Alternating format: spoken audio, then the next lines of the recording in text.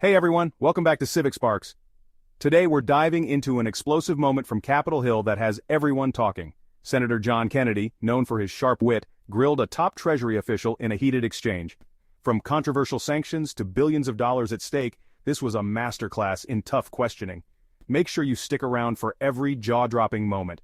And hey, if you enjoy breaking down key moments like this, hit that subscribe button and turn on the notification bell so you never miss an update. Let's set the stage. Kennedy accused the Biden administration of being too lenient with Iran. His main claim? Waivers that allowed billions of dollars to flow to Iran through Iraq. Kennedy argued this money could fuel Iran's destabilizing actions. Mr. Secretary, the Biden administration has operated as Iran's best friend, hasn't it? No, I disagree completely, Senator. Well, Iran sold Iraq $10 billion, not million, $10 billion worth of electricity. But Iraq couldn't pay them because of our sanctions against Iran. Biden administration waived those sanctions, didn't it? Senator, so that Iran could get $10 billion. Isn't that a fact? No, Senator. Those waivers started under the Trump administration.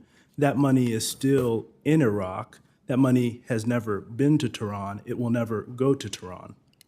The first waiver was on July 2023, wasn't it? Senator, I believe those waivers started in 2018. The first waiver that the Biden administration did was July of 2023, wasn't it?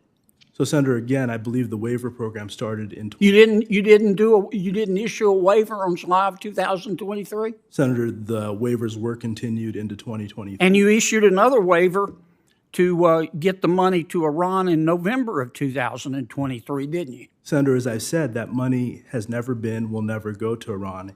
The money is still in Iraq. The money may be used for humanitarian purposes, but not a dollar of that money.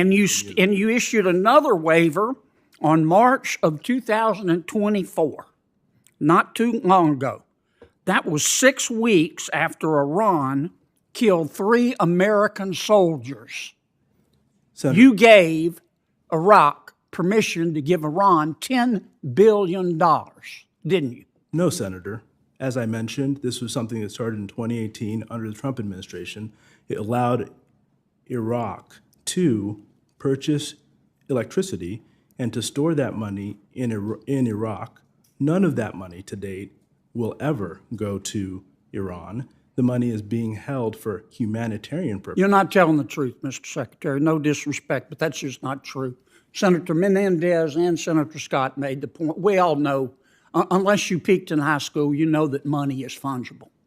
The Biden administration also paid Iran $6 billion to release 5 of our prisoners, didn't it? Senator, again, that money is in Qatar.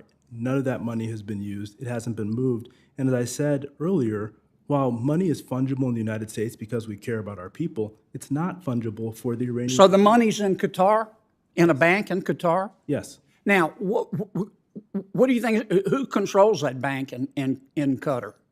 Those banks are controlled by those individuals who run that financial institution. I see. So if President Biden says Qatar Bank, don't give this money to Iran, and the Qatar government says give the money to Iran, who do you think the Qatar Bank's going to listen to, Mr. Secretary?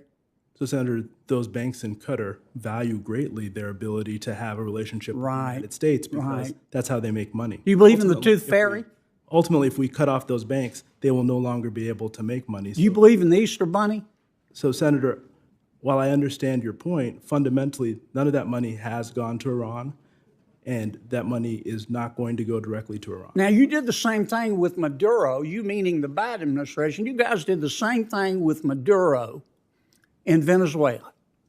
You removed all the sanctions on oil and mining, including gold, with Maduro, the dictator of Venezuela, didn't you?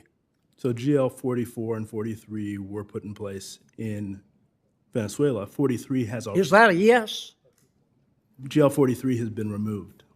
Yeah, so you said, okay, Maduro, we're going to remove Maduro best friends with Iran and Cuba and China and Russia. The Biden administration removed the sanctions on oil and mining in Venezuela.